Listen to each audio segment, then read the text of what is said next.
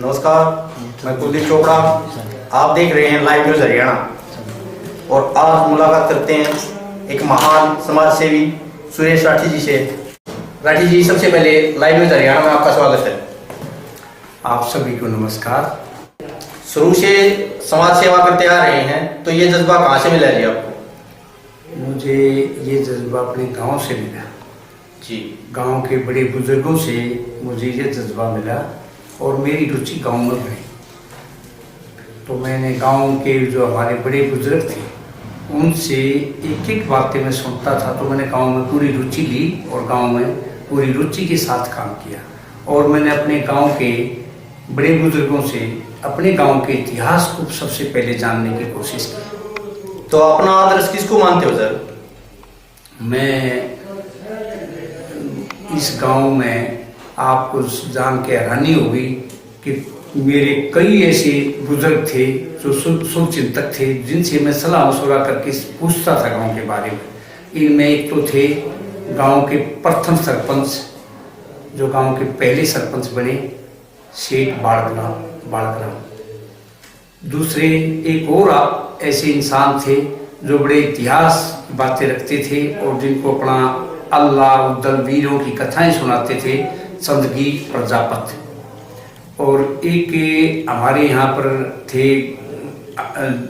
जूती बनाने का काम करते थे, रविदासी भाई हरिराम जी।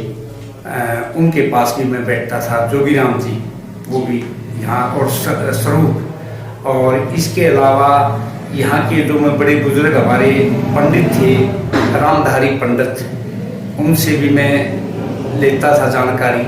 एक हमारे हेडमास्टर रहे हैं बहुत पुराने, पंडित पोकरमल जी, जो स्कूल को, उनसे भी मैंने बहुत सारी चीज़ें ली। इस तरह के गांव के कई बुजुर्गों से और उनसे मैंने ये चीज़ें ली।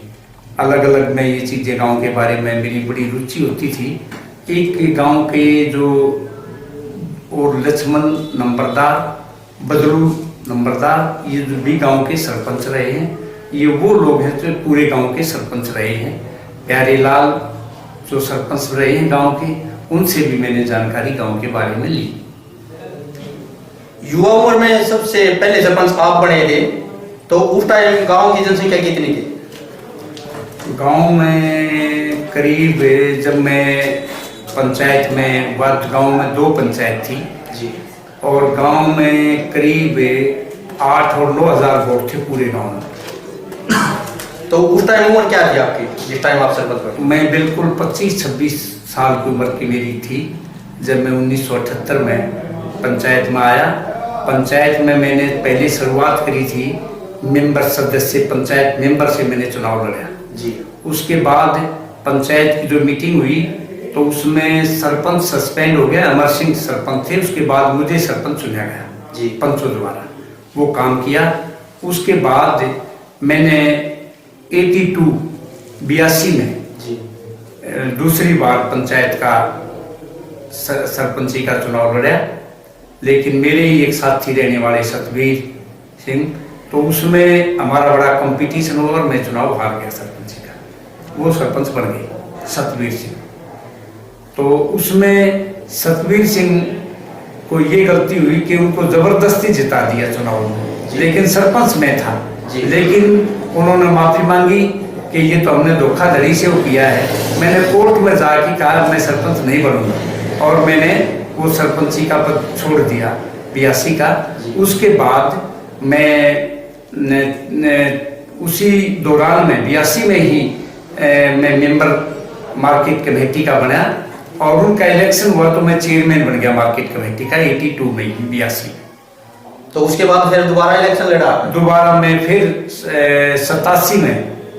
88 में फिर सरपंच बने गाँव का।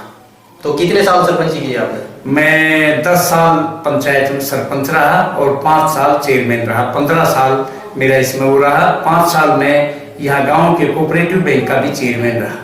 उस टाइम सरकार किसकी थी जी? सरकार, जब मैंने पहला चुनाव लड़ा तो जनता पार्टी की सरकार थी। मुख्यमंत्री चौधरी देवीलाल जी थे 77 में, और तब मैंने दोबारा भी लड़ा सरपंची का, तब भी चौधरी देवीलाल मुख्यमंत्री थे। मंत्रियों के साथ में भी आपकी बड़ी बड़ी फाइट रही है, कुछ साझा करोगे? हाँ, मैं जरूर करूँगा, क्योंकि जब मैं सरपंच का चार्ज मैंने लिया, चौधरी देवीलाल के पास मैं पूरी पंचायत को लेके पहुंचा। मैंने चौधरी देवीलाल जी से कहा कि गांव में शराब का ठेका बंद होना चाहिए, प्रस्ताव भी दिया। चौधरी देवीलाल ने उस बात को ठुकरा दिया, कहा काम की बात रखो। फिर मैंने कहा लड़कियों का स्कूल बना दिया जाए गांव में।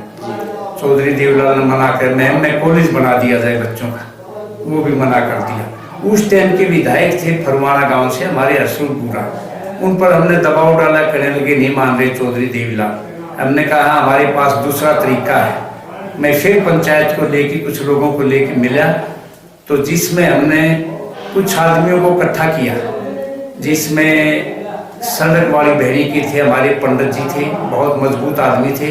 उन्होंने कहा एक आदमी को मैं ले आ सकता हूँ अब मदद के लिए। कोऑपरेटिव मिनिस्टर थे चौधरी देवीलाल की सरकार में, चौधरी भजनलाल, उनको वो लेके आए।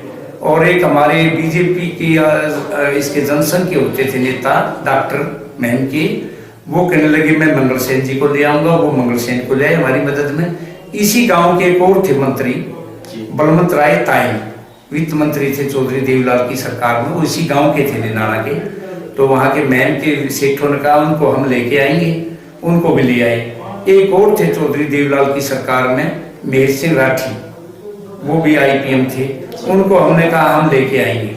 तो हमने इकट्ठे होकर चौधरी देवीलाल पर ये दबाव बनाया महम में कॉलेज, निनाना में लड़कियों का स्कूल, 2 चीज दे दी जाए।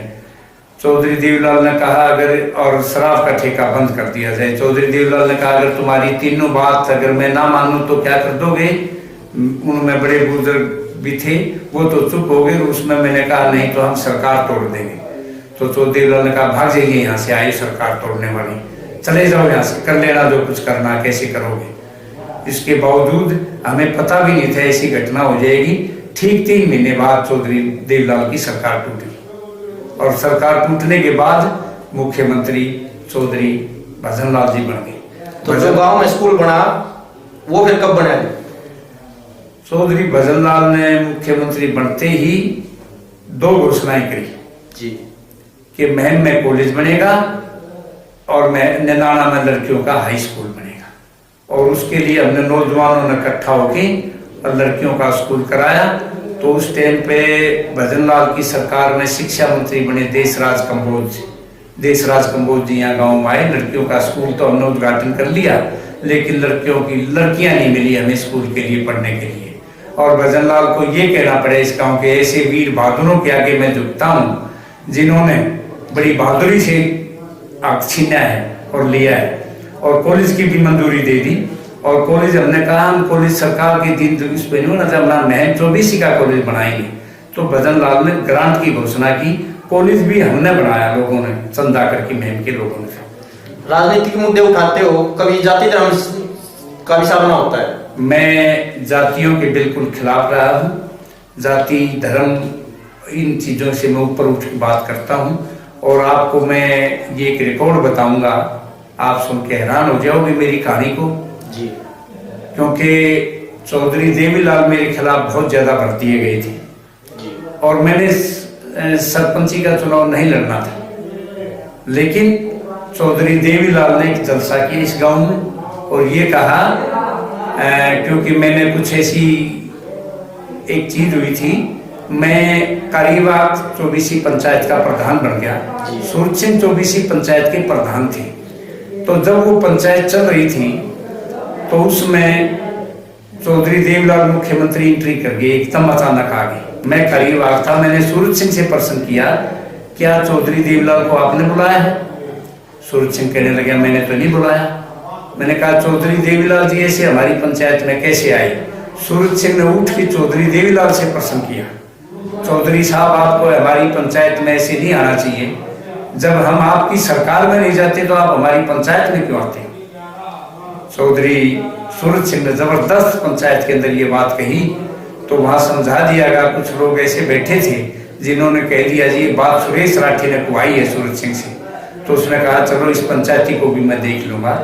और उसके बावजूद चौधरी देवीलाल जब दोबारा मुख्यमंत्री बने तो यहाँ गांव में जलसा करके स्कूल में ये कह के गए कि अगर वो इतना बड़ा पंचायती है तो गांव में पंच बन के दिखा दे तो मैं मान जाऊंगा। आपको वार्निंग दी गई? मेरे को वार्निंग दी थी पंच बनने की, और उसके बावजूद मैंने भी चौधरी देवीलाल ने एक शब्द और कहा मेरे प्रति, जिसने मेरे इतनी इंसल्ट की, ये जाट नहीं हो सकता। मेरे को सीधा जातिवाद पर हमला किया, यहाँ तक की बातें हुई। यहाँ तक की बातें हुई। उसके बावजूद मैंने एक नया रिकॉर्ड कायम किया। जब सब ने इकट्ठा हो कि चौपाड़ में इकट्ठे हो गए, भाई चौधरी देवीलाल का आदेश है कि इसको तो सरपंच बनने नहीं देना और सरपंच उठाना है गांव में, सारे इकट्ठे होगी और सरपंच उठाओ गांव में, इसको नहीं बनाना। जब मैं गया तो मेरे को बड़े बुजुर्ग कहने लगे, देखो आपके खिलाफ सीएम है, सारे जाट खिलाफ हैं, इसलिए आप सरपंच मत उठाना। मैं आपको हैरानी बताऊंगा कि मेरे को सरपंच, जब मैं भी शायद सरपंच का चुनाव न लड़ता, मैं इस बात में हैरानी मानता हूँ। कुछ वाल्मीकि भाई आए, कुछ रविदासी भाई आए, कुछ पंडित भाई आए, कुछ बैकवर्ड भाई आए, तो उन्होंने मेरे से एक प्रश्न किया। एक बात पर भूल रहे हैं ये लोग कि ठीक है कि प्रॉपर्टी ज्यादा हो सकती है, पैसा ज्यादा हो सकता है, लेकिन वोट में तो बराबर की ताकत है। और आप मत डरो, पूरा गरीब तक पूरी 36 बिरादरी आपको चाहती है, आपके साथ, आप एक बार लड़ो।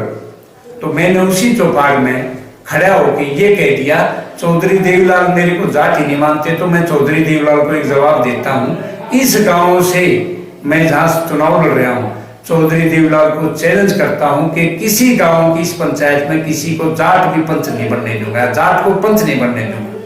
ये मेरे मुंह से निकला शब्द। और मैंने कहा कोशिश करूंगा दूसरी पंचायत में, और उसमें मैंने ये किया कि उन्होंने चौधरी देवीलाल ने सरकार को आदेश दे कि ये कहा कि ऐसा काम करो, ऐसा करो, ऐसा करो, वो करो। मैं गांव का सरपंच बना, मेरी पंचायत में एक भी जाट पंच जमानत नहीं बचा रहा है, सारे नॉन जाट थे। पहला ऐसी पंचायत थी जहाँ मेजोरिटी जाटों की। मेरी पंचायत में ब्राह्मण था, सुनार था, नाई था, कुम्हार था, वाल्मीकि था, रविदासी था, लेकिन जाट नहीं था। ये आपसी फूट का नतीजा था? नहीं, कोई फूट नहीं थी। और इसके बाद आपको एक नई चीज ये बताऊं कि जब महिला को ऑप्शन में ली जाती थी महिला को ऑप्शन में ली जाती थी, तो मैंने कहा मैं दूर बैठूंगा, मेरे पंच सिलेक्शन करके लाएंगे, किसको चुन के लाएंगे। मेरे सारे के सारे पंच सर्वसम्मति से एक नाम चुन के लाए महिला का। नहीं बोले जी माफ करना, मैंने कहा क्या, जिस महिला को चुनेंगे उसके बारे में आपको नहीं बताएंगे। और मुझे पहले मेरे से सलाह लिया कि भाई किसको ले आए चुन की। मैंने कहा ये काला बनिया है, इसकी घरवाली को ले आओ। शेख था, काला बनिया, इसकी घरवाली को ले आओ। मैं बनिए का नाम लिया, लेकिन मैं हैरान था, सारे नौ जाट सर्वसम्मति से एक महिला जाटनी को चुन के ले आई पंचायत। हरी सिंह नंबरदार था, उसकी घरवाली को चुन के ले आई। ये भी एक हमारी मिसाल थी भाईचारे की जिन लोगों को। तो उसने कितना टाइम निकाला है? पूरे 5 साल वो पंचायत चली। पूरे 5 साल चली? पूरे 5 साल चली पंचायत। राजनीति में आप सक्रिय रहे हो जी, तो और किसी मंत्री से भी इस तरह के मुद्दे उठे हैं आपके? मैंने कईयों तरह का रहा। मैं गांव के विकास को प्राथमिकता देता था, पॉलिटिकल उसमें मैं वो ना किया। उस घटना के बावजूद जो चौधरी देवीलाल के सामने एक बात मैंने ये कही थी, हमारी सरकार है। देवीलाल बोला तुम्हारी सरकार कौन सी? पंचायत को मैंने सरकार बोला था। तो बाद में चौधरी देवीलाल ने खुद महसूस किया और मुझे बुलाया, मेरी पंचायत को बुलाया कि मैं माफी चाहता हूँ और मैंने बहुत बड़ी किसी ने गलती करवाई, ऐसा शब्द नहीं बोलना चाहिए था। आपने तो एक मिसाल प्रस्तुत कर दी, भाईचारे की मिसाल प्रस्तुत कर दी। और इसके बाद मेरे पहले बैन लगा रखा था, इस कोई ग्रांट नहीं दी जाएगी, कोई वो नहीं की जाएगी, इंक्वायरियां बिठा रखी थी मेरे ऊपर सबसे ज्यादा। लेकिन चौधरी देवीलाल ने एकदम पलटा मारा। यहाँ मलिक साहब थे, भीम सिंह मलिक डीसी थे। भीम सिंह मलिक को कहा जाओ सरपंच साहब के पास और सरपंच साहब से जाके मिलो, उस गांव के विकास कार्यों की ये करवाओ। मैंने जब 78 में चार्ज लिया सरपंची का, वो भी एक सौभाग्य था मेरा सबसे पहला निशाना ये था, जो बच्चे स्कूल में जाते मालावाड़ा, ये रास्ता मैंने बनवाया था स्कूल का। सारे तालाब खुदवाए, रास्ते बनवाए, मिट्टी डलवाई, काम के बदले राज योजना के तहत सारे काम ये मैंने करवाए थे। गांव के इतिहास के बारे में साझा करें जी। गांव के इतिहास में मैं पूरे नतीजे पे ये पहुंचा, इस गांव में कई धर्मों के लोग भी रहे हैं, सभी जातियों के लोग भी रहे हैं। यहाँ का भाईचारा एक मिसाल है, कमाल है यहाँ का भाईचारा, सब धर्मों का, सब जातियों का। और यहाँ की दो चीजें विशेष रूप से आपको बताऊंगा। मैंने इतनी गहराई से इस गांव का अध्ययन किया, यहाँ के धार्मिक स्थल, इस पर वीर भी हुए हैं, बहुत बहादुर लोग हुए हैं, और संत भी हुए हैं। संतों का भी बहुत बड़ा यहाँ पे नाम रहा है। शायद मैंने पूरी खोजबीन से निकाला है। यहाँ की ये घटना बहुत प्रभु घटना है। हमारे बड़े बुजुर्गों को तो पता, युवा चांदी, ये आज के नौजवान नहीं बता सकते। महाराजा बहुत शक्तिशाली राजा था, राजा अकबर, सुना होगा नाम।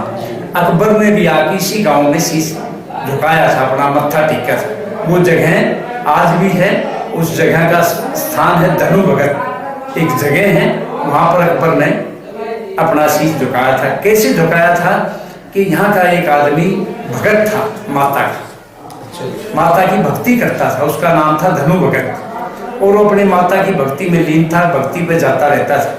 वो घोड़े पे सवार होके अपनी माता की जो पूजा के लिए जा रहा था, तो सैनिकों ने रोका, अकबर के सैनिकों ने रोका, कहा कहाँ जा रहे हो? ने कहा मैं अपनी माता के दरबार में जा रहा हूँ, माता की पूजा के लिए जा रहा हूँ।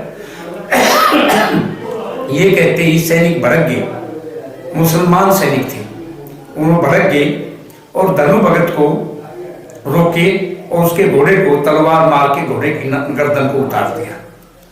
ये कौन से सन की बात है सर? ये बहुत पुरानी बातें हैं, अकबर के समय की बात है। अभी मेरे पास सन उसका तो हवाला नहीं है, लेकिन अकबर के समय की बात है। तो वो धनु भगत वहां गया अकबर के दरबार में, उसका नंबर आया तो राजा ने पूछा, राजा अकबर ने, हाँ बताओ कैसे आए? महाराज मैं इसलिए पेश हुआ हूँ, आपके सैनिकों ने मुझे नाजायज तंग किया, मेरे गर्दन काट दी घोड़े की। क्यों काटी तेरे घोड़े की गर्दन? अब मैं माता का भगत हूँ, मैं माता के रास्ते से रोक दिया जाने में। तो अकबर हंस पड़ा, उसको मजाक सूझा, अच्छा तेरी माता में इतनी शक्ति है तो तेरी माता से कह के अपने घोड़े को जिंदा कर ले, मेरे पास आने की क्या जरूरत थी? ये जवाब अकबर ने कटाक्ष किया धनु भगत पे। धनु भगत आया और अपने घोड़े के पास बैठ के पलाथी मार के बैठ गया और माता के ध्यान में लग गया, हे माता मुझे बुला ले, हे माता मुझे बुला ले, मेरी असली पूजा का समय आ गया है, मुझे दिखा दे। और ये अजीब घटना हुई कि घोड़ा गर्दन जुड़ जाती है, घोड़ा खड़ा हो जाता है और धनु भगत उसी घोड़े पर चढ़ के माता के दरबार में पहुंचता है। जब पूजा करके माता के दर्शन करके जब चलता है धनु भगत, तब माता की आवाज आती है, जा धनु भगत, जिस राजा ने कटाक्ष किया है, जब तक तेरे माथा नहीं चला लेगा उसका वंश नहीं चलेगा। ये मैं आवाज लगाती हूँ, जब तक तू आशीर्वाद नहीं देगा और तेरे चरणों मत्था नहीं, उसका वंश नहीं चलेगा। और तब उसके घर में ऐसी घटना हुई। तो अकबर ने अपनी गलती मानी जी उस टाइम? अकबर ने अपनी गलती मानी और यहाँ पर आए, मत्था टेका धनु भगत, जो हमारा ऐतिहासिक स्थल है इस गांव का, निंदाना गांव का, ये घटना भी है। तो वर्तमान सरकार में 3 मंत्री आपके गांव से हैं जी, उनके बारे में कुछ बताएं। एक मैं और बताऊंगा गांव की घटना जी। इस गांव की एक पुरानी घटना और है, इसी गांव के लोगों की, वीरों की कथा है, तो आपको मैं बताना चाहूंगा, क्योंकि ये 1761 की बात है। मराठे आए थे, पानीपत की तीसरी लड़ाई हुई थी पानीपत में और अब्दाली के साथ। तो उसमें 2 राजाओं से संधि हुई थी, भाऊ की, जो मराठा सरदार था भाऊ, अपने मराठा सैनिकों को लेकर पानीपत में आए थे। तो उसमें 2 राजाओं से संधि हुई थी। एक राजा था सूरजमल, जाट कौम का राजा था, और एक राजा और था। उन्होंने मराठे से ये संधि करी थी, हम आपका सहयोग करेंगे, लड़ाई लड़ेंगे, मगर अब्दाली को भगा दिया मैदान से। सैनिक बड़ी बहादुरी से लड़े, अब्दाली भाग लिया और सैनिक उसके भाग लिए। उसके बावजूद मराठों में और महाराजा सूरजमल में और दिल्ली के राज को, तख्त को लेके मतभेद पैदा हुआ और उन्होंने कहा कुर्सी पर मैं बैठूं, मराठा का मैं बैठूं। सूरजमल और दूसरा राजा चले गए मराठा का अकेले छोड़ के, और अब्दाली को पता लग गया कि सूरजमल और वो चले गए। अब्दाली की सेना वापस तोड़ के वापसी की और पानीपत में मराठों को सरेआम काटे, कत्ल किया।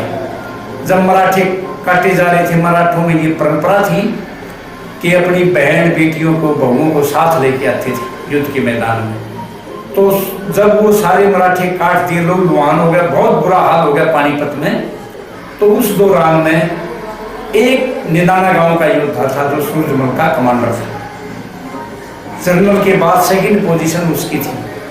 उसको ये सूचना दी गई कि मराठे काट दिए गए और औरतों पर अब्दाली सेना ने कब्जा कर लिया। तो तब उस निनाना गांव के योद्धा में जोश आया।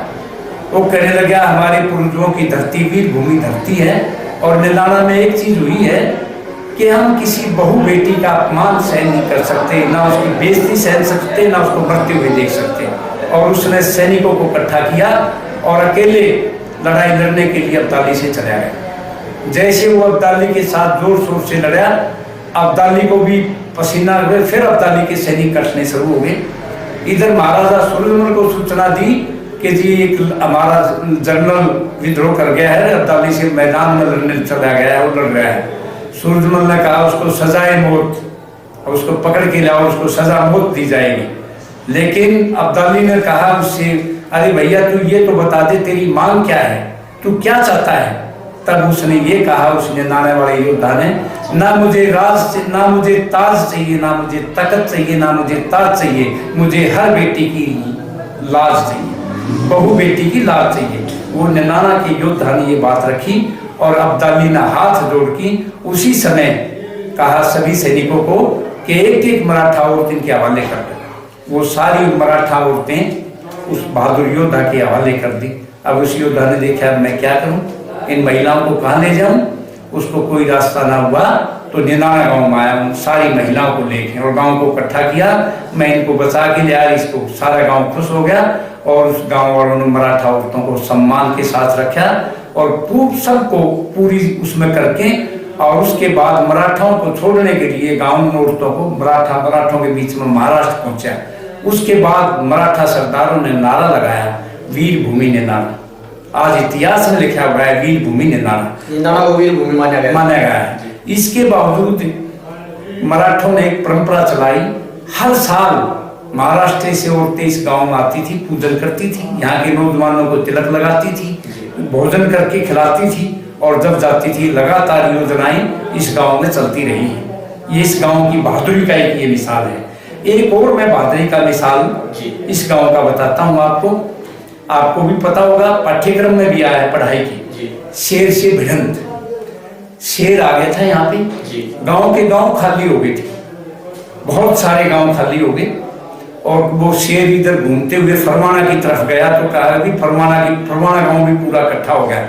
लेकिन शेर ने वो निनाना गांव की तरफ किया, प्रशासन वाले भाग की गांव की तरफ आए। निनाना के लोग होके पी रहे थे। तो तब कहा आपको कोई चिंता नहीं, सारे गांव खाली हो गए हैं और आप मस्त होके पी रहे हैं। बोला कौन सी बात होगी, क्या हो गया। बोला गांव में शेर आ रहा है। बोला कोई बात नहीं, आने दो। कोई भी आदमी घबराया नहीं निनाने का। वो प्रशासन वाले घबरा गए, ये लोग कैसे हैं, शेर खा जाएगा, शेर आ रहा है। कोई बात नहीं, ये वीरों की भूमि है, बहादुर है, सब तो शेर यहाँ आएगा नहीं, और आएगा तो बच के जाएगा नहीं। तो उसने कहा नहीं आ ही गया है, तो आ ही गया है तो करने लगा कौन जाएगा।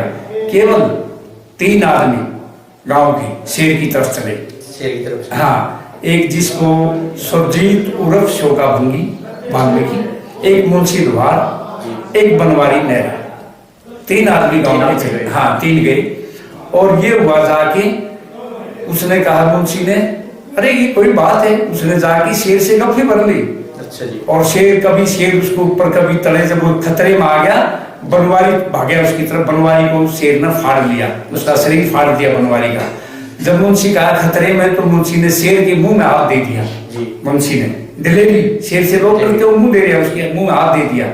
फिर कह रहा मेरे हाथ को काटने वाला है। तब उन्होंने गोली मारी शेर को और मार गिराया शेर को। वो शेर भी इसी गाँव में उसकी रखी हुई।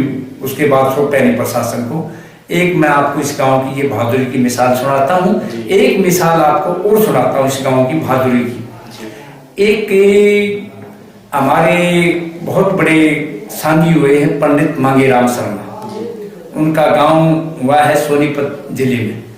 उस गांव की एक ब्राह्मणों की लड़की मुसलमानों ने उठा ली,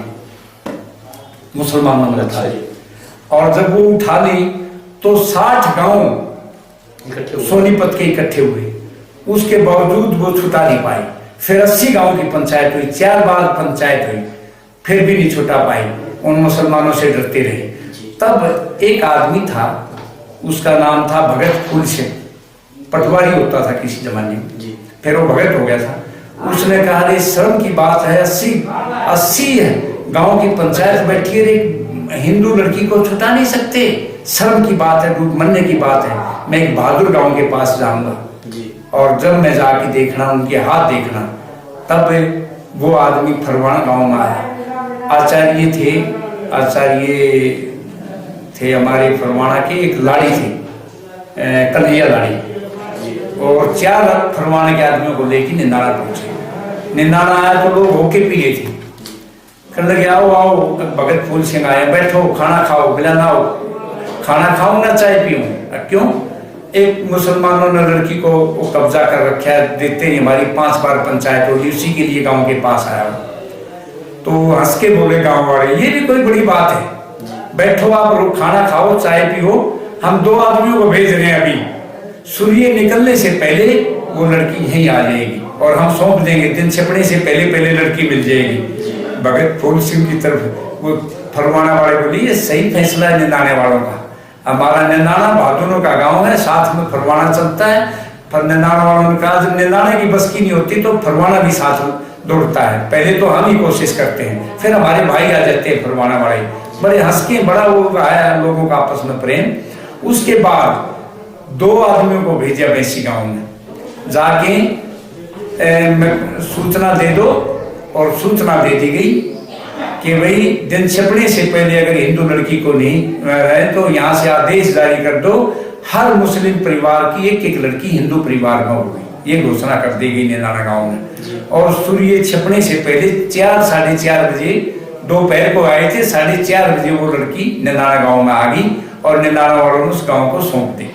उसके बाद उसी गांव के बड़े मान्य हुए सांगी हुए मांगे राम शर्मा, और हमारे गांव के एक सांगी हुए धनपत सिंह, वो मिरासी थे, और उसने उस पर कटाक्ष कर दिया मांगे राम शर्मा ने। क्या गाते हैं, डोम डाम कुछ नहीं गाते, बड़ाई करके होते, हम जाते हैं विद्वान आदमी। तब उसने एक रागनी गा दी धनपत ने उस घटना पे कि उत्तम गाम निंदाना, मध्यम गाम जाटी, मतलब मध्यम गाम तुम अपनी लड़की को नहीं छुटा सके, हमने तुम्हारी लड़की को हमने छुटा नहीं सके, हम उत्तम वाले लोग हैं।